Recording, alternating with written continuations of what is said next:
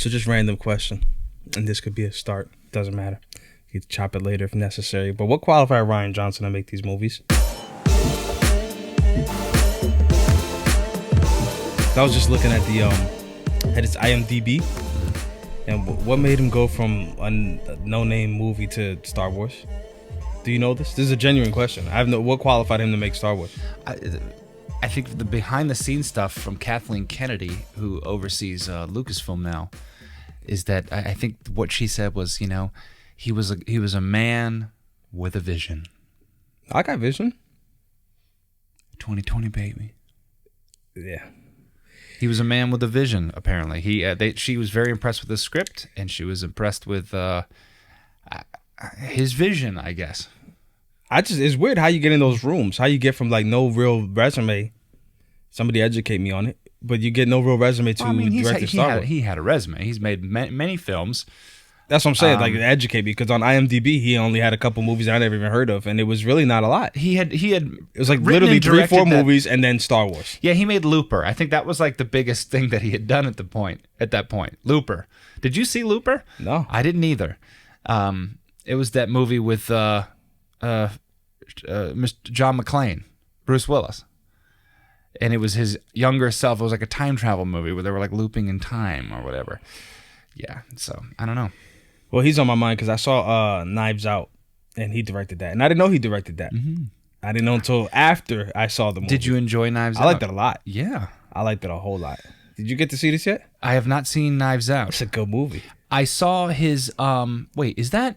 It's with Daniel Craig. That's with... Oh, okay, yes, I have seen this movie. You talk about the Whodunit movie. Yeah, that's a good movie. Yeah, it's funny. I had the same reaction. I did not realize that he had directed it, and then at the end, directed by Rian Johnson, I was like... It's like, so you can make a good movie. Oh, so you can do this. You just chose to just piss all over the entire fan base of Star Wars. And it's hard because, like even trying to be objective, like forget if you're a fan or not of Star Wars, right? Like, can you even look at it's shot nice. It's a nice looking movie. No, it does. Star Wars. The effects are beautiful. You know how to tell people to point the camera. Yeah. You know how to tell people, like, well, not even necessarily how to edit, because you guys left in a couple goofs in there, but oh man.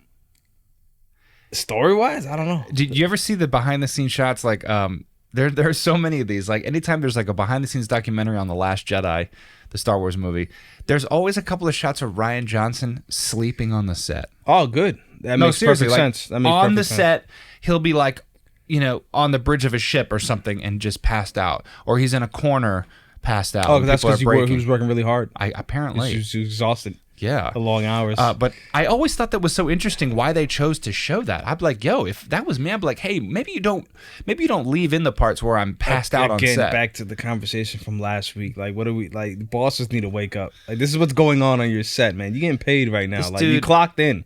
Arguably the biggest movie in a decade of that year. And he's sleeping on set. But yeah, no, I really enjoyed Knives Out. I thought that was a really fun movie. Kept you kind of guessing. A lot of great acting in that movie. It was a fun I didn't one. like Daniel Craig's accent. I couldn't get over it. Oh, his little southern drawl. I didn't like it. I thought it felt forced. Yeah. What do I know? But I thought he sounded fine. The accent threw me. His acting was cool. I liked his acting and all that. Like his character was really nice. But yeah, he's good. The accent threw me off. But everybody did a good job. I like a movie that I can't call from the beginning. Yeah, figure out. Yeah, like, sure. And the movie wants you to figure out. It's a clue. It's what it is. The board game. So they want you to figure out. It's part of the experience. Yeah. And I like that I couldn't nail it. Because they do a really good job. It's a smart movie. Yeah, it's fun. And the ending makes sense. There was some stuff I don't want to spoil it because I plan on watching it with my parents. Don't spoil it. In the next few days. But there's some things I kind of like felt like you start bottlenecking into a possible outcome at some points. But even still, towards the very end, there was stuff that I didn't see coming at all. Mm-hmm. I was like, man, this is a good movie. Nice little detail. It makes you want to go back and watch it again. It's one of those movies where you're like, now that I know, I can go back and kind of be part of. I can be in on it. Yeah, and what's cool is no need for I don't remember any sex scenes. I don't remember any crazy violence. I don't like it. It's a movie that's like it's rated R because it's like there's a murder. There's a murder. There is, but outside of that, it's a movie that I think most people could watch comfortably. There's nothing really crazy objectionable there. Contrary to, I saw recently, My Name is Dolomite, which is Eddie Murphy's movie. I do not know of this movie. It's on Netflix. Here's the thing. Is it a pass? Hard pass? No, it's not. So I operate on a few different levels when it comes to. We got a commercial behind us? From time to time, our fireplace here at the studio decides to put children's feet in the shot. Yeah. It reminded me why we started putting pictures up there. It's exactly why we just put pictures. Yeah, dude. Jeez, it's my idea. No, so I operate on a few different levels when it comes to just movies and content that I consume. I'm like real careful, like morally and stuff like that. Like, so really. Yeah, I don't need to see like the Game of Thrones stuff when it was like heavy sexualized stuff is like fast forward. Like even if I'm watching it by myself, I like skip through it. Like I don't need to see a sex scene. Fast forward. Bunch of naked people. Fast forward. That's just how I've always been. I'm just like, I don't know. It just kind of bothers me. I'm like, for those of you that enjoy that, there's content specifically for that, right? Like, I don't need it. Like, if I'm watching a movie or whatever, I don't. Here's the thing. Like, I always gratuitous stuff like that. Like, I'm not like, yes, those kinds of things take place in real life. Sex happens, people. We get this, but like in a movie, it's like, well, does it serve? And here, you know what's the thing? This doesn't have to be related towards the gratuitous stuff. This could be any kind of plot device. Does it matter to the story? That's the question, right? Well, I think. Does it matter to the story? You could say that about any kind of thing in any movie. It's like, why are we watching this? Is this? Yeah, I'm important like to the story. I'm like, you only got an hour and a half, 2 hours, people. Like, is it important to the story? Yeah, and I'm pretty conservative on that stuff, but I'm like, artistically, you could just allude to these things happen. You don't have to show the full scene. Like, you know what I mean? Like, we understand. You know what that movie, boots were knocked. You know what scene in a movie that always makes me just, even as an adult, I'm like, ugh, is the lovemaking scene in Top Gun with Kelly Horseface McGillis. I'm just joking. That's really mean. Dude, and it's beautifully shot. You know what scene I'm talking about? Where he goes back over to they're fighting with each other, and then he speeds away, she follows him, and then they speed over. Funny, to the house. I can't see it in my head because I saw that movie recently, and I probably fast forward through it. Yeah, I probably was like, This is not for me. I like Top Gun, but I have it on 4. I saw it recently because I got the 4K copy. The part that makes me want to gag is when it's so beautifully shot, though. They're silhouetted. The love scene is beautifully shot. It is. It's like this blue moonlight in the bedroom, and they're silhouetted, right? So it's really cool looking. But you can see them like putting their tongues in each other's mouths, and it's so awkward. And I'm like, do people do it like that? Like. It's so to this day I'm like, dude, that is the most awkward love scene in a movie ever. The Top Gun love scene, man, with Kelly McGillis. Kelly McGinnis. Terry McGinnis. I don't remember. Anyway, my name is Dolomite. Yeah, so back to that. So outside of the gratuitous stuff there, I enjoyed the story. So it's on Netflix, so go watch it. Just watch it. Watch it by yourself though. Like, don't watch it with any kids around. And if you're like me, just have the controller on. Don't turn it off because you're gonna fast forward through a few scenes. You fast forward through a few scenes. That's why I said if you're anything like me. If you're anything like me, I'm talking about myself here. You hear me? If you're anything like me, then you'll need the controller next to you. If you're nothing like me, then enjoy it. There's some gratuitous scenes. Put it at half speed. You know? Yeah, no, slow it down. But it's a good story of just chasing your dreams. This guy, the guy that Eddie Murphy plays. He wants to be a star, and he feels like his moment passed. And that intrigued me, like the arc of just like this dude's like doing everything he can. He's trying to get his friends involved, and he's trying to like chase a dream, and the music doesn't work out. And then he tries to do comedy, and that doesn't work out. And he's acting, and it's cool to see. Everybody wants to be an artist, baby. Yeah, no, and it's cool to see that. But that he felt like that was his calling. It wasn't necessarily just I wanted. Was he talented? Yeah. He was good. He was good. Okay. In his own way, and he had his own audience. It's just he didn't get a shot. Like it was just. And he felt like he was too old at one point because he's like 40 years old in the movie or something, 40, 50 years old in the movie, his age of the person he's playing. And it's just like everybody's like, dude, we lost our time. And he's like, nah, man.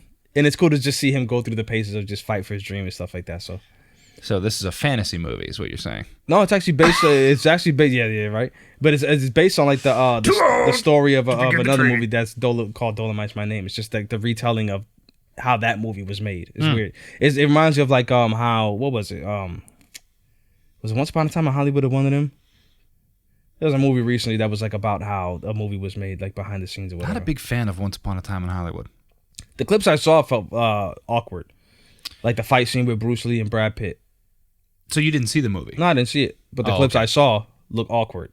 Like that scene. Well, yeah, there, out of context for sure. I'm sure that looked awkward. Yeah, no, but they both were like, I don't know.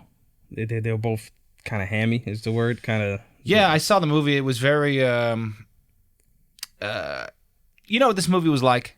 We're talking about some old movies here, like they just came out. Without spoiling it, it was like Tarantino. He knows he's done everything he's wanted to do, and now he's like, now I want to make a movie about this, and I'm going to do whatever the fuck I want. Yeah, that's what I'm going to do. And you know what? He's going to fight Bruce Lee. Why not? Yeah, bring him in. And it was just like a bunch of that, where it was like, you could tell Tarantino was just like, I'm just going to do whatever I want, and y'all could like it if you want to, or you can hate it if you want to. I don't care. I'm going to make a 2.5 hour long movie that kind of, for me, didn't really go anywhere, but it was one of my least favorite Tarantino movies. So, I mean, I suggest watching it. If you're a fan of his films, I think you should watch it because, again, the filmmaking, awesome, so cool to watch. I mean, he knows how to write dialogue, and he knows, like you said earlier, where to put a camera and where to shoot it. So in that regard, it's very good. But the older I get, the more I question how much I even like him as a director or his movies. The older I get, I feel like maybe they didn't age as well as I wanted them to. I got a real specific taste, but I'm like, of all the movies he made, I'm like, I can go back and watch Inglourious Bastards. Oh, like today, anytime. So good. And I'm like, any other movies? Maybe Kill Bill, but he's directed a lot of movies, and I'm like, I only like 2 or 3 of them, honestly. So I'm like, do I like him at all? Like, I liked Reservoir Dogs. I enjoyed. I like Reservoir Dogs. I respect Reservoir Dogs being different, pretty much in one room. And, yeah, like I like the whole one room. You could tell it was super low budget, but didn't need. It was great. That's how that's how to do a whodunit movie with very little, like, limited budget. It's just all acting. It's just all like. In this one room right here, we're gonna figure out who the traitor was. The dialogue, yeah, and like you said, the acting, the interactions. Have you ever seen Paranormal Activity? Yes, the very first movie. Time ago. That's the only one I saw. Yeah, it was the only one I saw too. They've made, it's like The Land Before Time. They've made 14 of them. Why'd that one come up? Because it was made for like $100,000. It was made for nothing. It was made with literally a couple of video cameras, like video cameras in a house. I'm sure they were probably film cameras, but and it was just one little setting in a house in a suburban home, and they did it with some very cheap practical effects with some of the, the ghost kind of things, and very effective, though. It was very effective. Well, not passionate. We talk about that all the time. Yeah. Like, we talk about that with gear and stuff like that. Like, stop worrying about the gear. Just go do it. To rope it all the way back around. Look at Rian Johnson in Star Wars. Had the most unlimited budget. He could hire any DP, anybody for this movie. He's got ILM in his back pocket, and if you have a shit story and you don't know how to tell a coherent story, it doesn't matter. You got the might of Disney behind you. Yeah, it doesn't matter. And dude, Kathleen Kennedy said, "Oh, you can write it and direct it. You just make it. Do it." Like, that doesn't happen in big budget, AAA movies these days. That, and it doesn't happen with such legacy titles. Like, there's a few with anthologies or whatever you want to call it. There's a few why can't I think of the IPs? word? There's a series. There's a few franchises. Yeah, there's a few franchises that just you can't universally. You got to be very careful with in the United States, and there's even fewer on the planet, like on a global scale, that apple to everyone. Yeah. Like, it's like Star Wars, the James Bond films, talking about globally. There's a number of. I hate to even compare it, but it's at its own niche, Fast and the Furious at this point. Yeah. But as far as like legendary status, it's like James Bond, Star Wars, maybe Indiana Jones. Maybe. It's funny, two Lucas creations are up there. Yeah. Because not a lot of people making like sequels like that, and franchise. Quality sequels back to back. Now, the last Indiana Jones was terrible, in my opinion. Oh yeah, I wasn't a fan. I loved Harrison Ford's performance, and I loved the kid's performance, Shia LaBeouf. I thought he was great in the movie.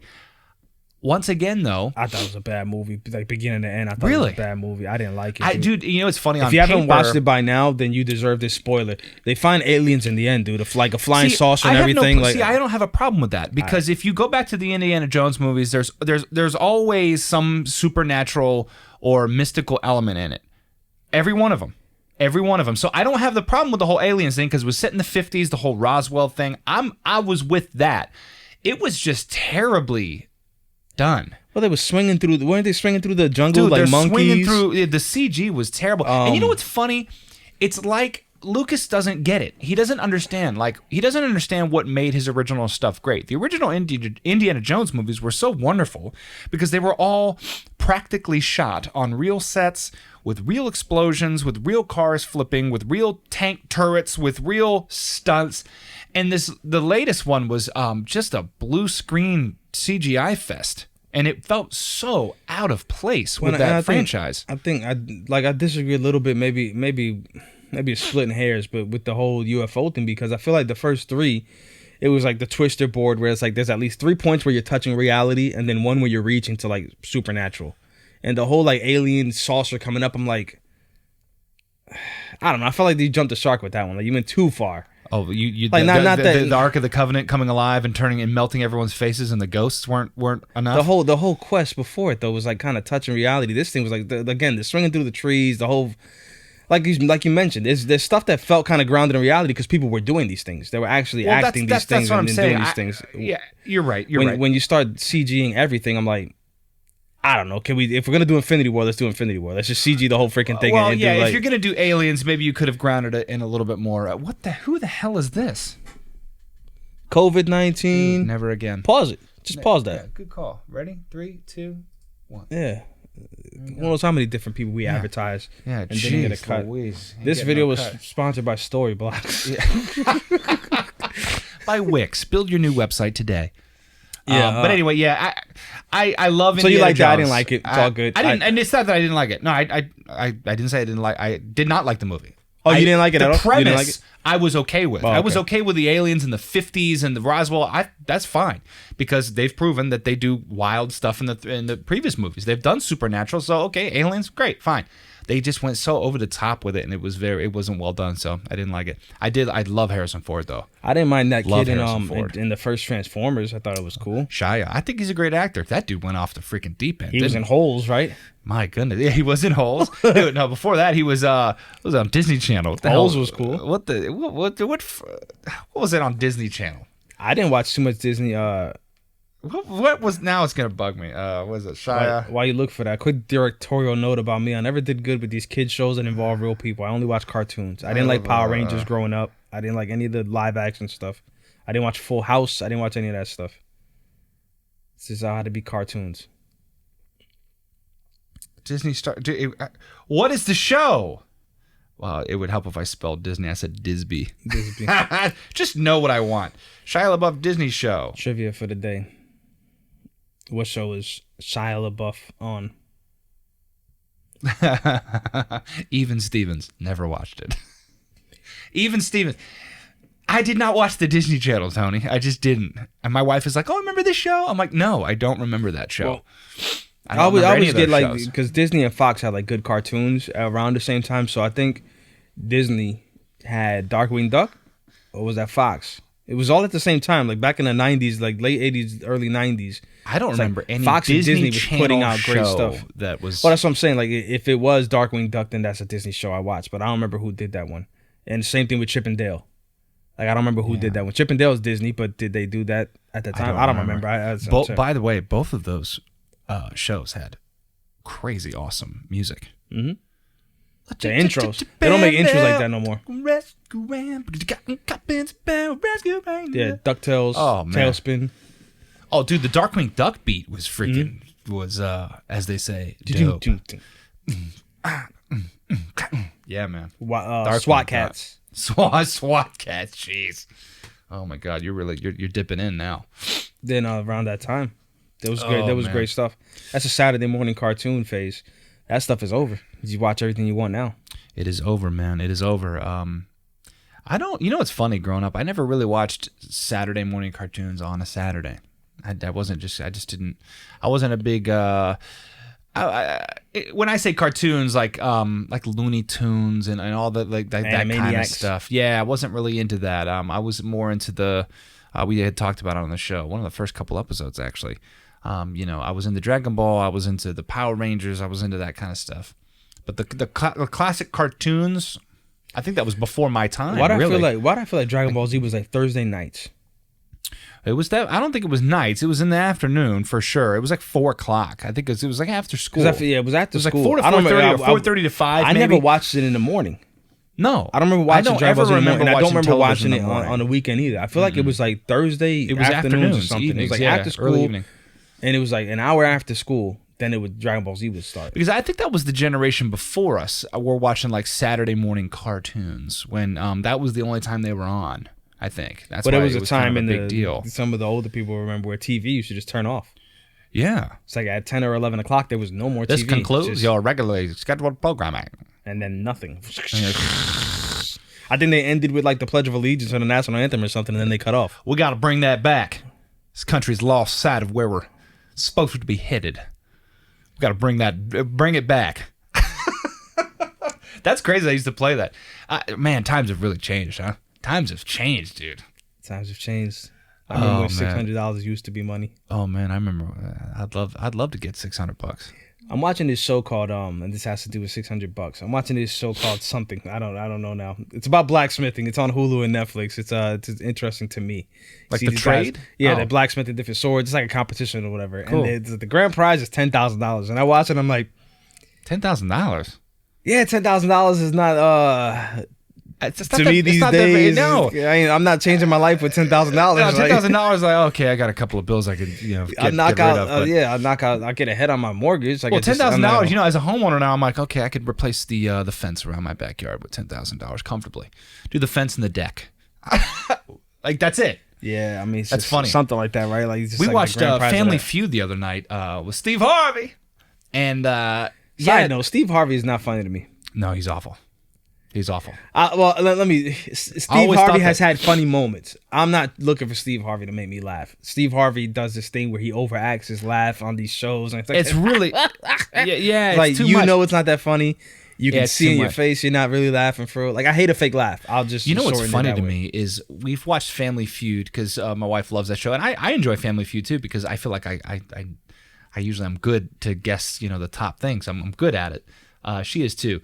But it's funny because we've seen a number, like probably 100 episodes of that show over the last 5 years. Like when it's on, we're like, oh, hey, look, it's on. And we'll watch the whole thing. It's funny to see Steve Harvey show to show in different moods. Like on his show? Mm-hmm. On his show. It's funny because he's just, once again, he's just a regular guy, just like you and I. And there are days when you're up. There are days when you're down, and then there are days where you're just doing enough to get by. Then there's a day where you're feeling pretty good. It's funny. You could see it show to show. Like the one we watched recently, this dude was just high on life. He was real happy to be there. You could tell. But I imagine, because I used to do a show in Hawaii 6 nights a week. I used to play in a show 6 nights a week. And your job as a performer is to act like you only do it once a year, every night. Mm-hmm. And you throw down, and you look like you're having a blast no matter what. So I can I can't relate to Steve Harvey's fame, but I can relate to doing the same kind of show every night in a production style show. Right. And there were nights where I was just like, okay, yeah, we're gonna get this one done tonight. I mean, I'm gonna throw it down, always threw it down, but in my head I'm going, oh, when is this over? And then there were nights where I was like, yo, this is incredible. So it's funny to watch Steve Harvey with that kind of lens and that kind of way of thinking. Like, watch him. Like, all right, what kind of day is he having today? Because they record that show like it's like every other day or every day. He's busy. He's very busy. So I can imagine some days he's just like, all right, what's your freaking family's name? Okay, and who are you? He seems like a smart business person. Yeah, he does. Yeah. His comedy's not my flavor, my preference, but. But the winnings the other night was something like it was something very. It was like, and you win $15,000, and I was like, so these 7 people are gonna get $15,000. And I'm like, I'm splitting it up. I'm doing the math. I'm like, after taxes, you split it between 5 people. What? It's money. It's just not life changing money. There used to be a time where you win a show and you got life changing money. Like, it's just, who wants to be a millionaire? You were buying a house. Your life was changing when you. That's won. A big one. Now Man. It's like you're paying bills. Like. I do. Who Wants to Be a Millionaire was massively popular with Regis Philbin. When that show came out, it was like, $1 million. You're gonna win $1 million on a game show.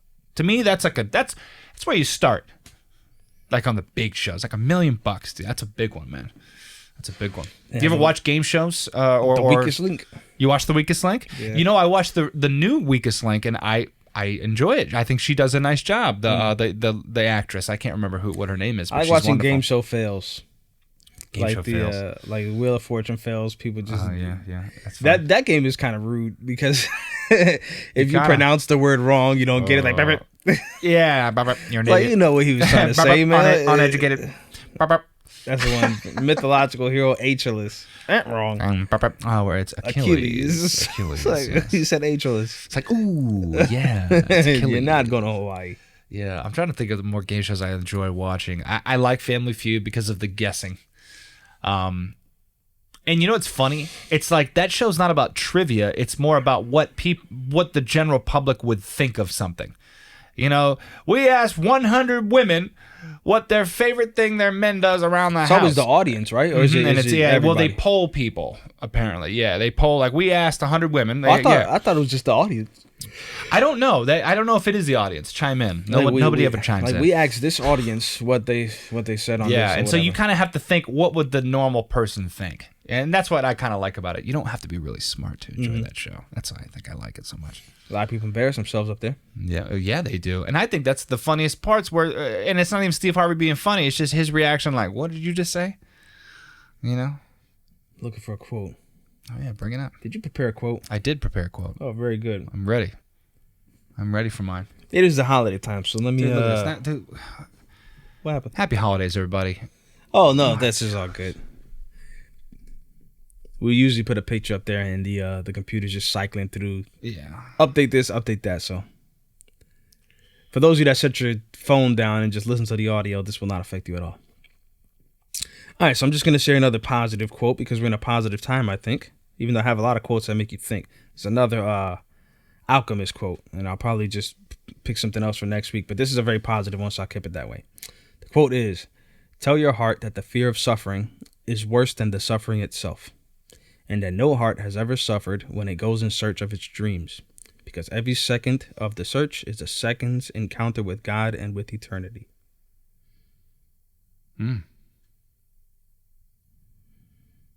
The only thing we have to fear is fear itself. That's a good one, man. So go out and conquer. The best portion of that's from your book. Mm-hmm. Okay. The Alchemist. The best portion of a good man's life is his little, nameless, unencumbered acts of kindness and of love. Positive quotations. Yeah, man. So what are you doing for Christmas? What am I doing? It is my son's birthday on Christmas. He has a December 25th birthday. So we always have a good time with that. We're actually doing the whole Christmas Eve thing where we'll celebrate his birthday party. We'll have like a cake and all that on Christmas Eve. Do a couple of gifts, and then we'll wake up Christmas Day and just hang out, dude. We're hunkered down in the house. We're not going anywhere. We're not seeing anybody. We're just doing our own thing, man. The three of us, our little wolf pack, as we call it. Tell Uncle Ralphie that I will be visiting family. Good. No masks. No masks. Actually, actually, I feel like it's within freaking guidelines to go see my family anyway because my mom works a lot from home. My dad works by himself. It's like we're all kind of been quarantined for a while, so it's like going to see them. It's like they're literally not seeing anyone else. Yeah, do it. I'll be doing the family thing. That's exciting, man. It's we've made it to the end of the year. It's been a wild year. Next year's gonna be a lot of the same. It's gonna be a lot of the same. A lot of people think, oh, it's over. Yeah, no, in January it's over. Like January 1st, all of a sudden. The gentleman taking office next has made it very clear that it is not over. Guys. He said that there's at least 3 months more of this. He said at least. These masks ain't going away. He said 3 months. He said 3 months at least. Come on, man. And our fearless leader said that our fearless leader said he's running again. Oh, yeah. Did you see it in his speech? 4 years. He mentioned that right at the end. Like, and maybe, just I'll run maybe, again in 2024. it'll be me making those decisions. And I was like, oh, 2024. bro. Oh, this poor guy. All right. At some point, you just got to accept that you lost, man. Yeah. You got to lose. You got to learn. Somebody had to lose, right? Somebody had to lose. So, a winner and a loser. All right, man. All right. Movie reviews and holiday feelings. Hey, Merry Christmas, dude. Merry Christmas, sir. Yeah, man. No. Merry Christmas. Merry Christmas, dude. Merry Christmas. All right, everybody. Enjoy your holidays. Stay safe out there. I'm Matt. I'm Tony. And this is the Tsunami Podcast. Yeah, never again. That's how we went back to pictures. I know. And then I decided, the fire would be fun.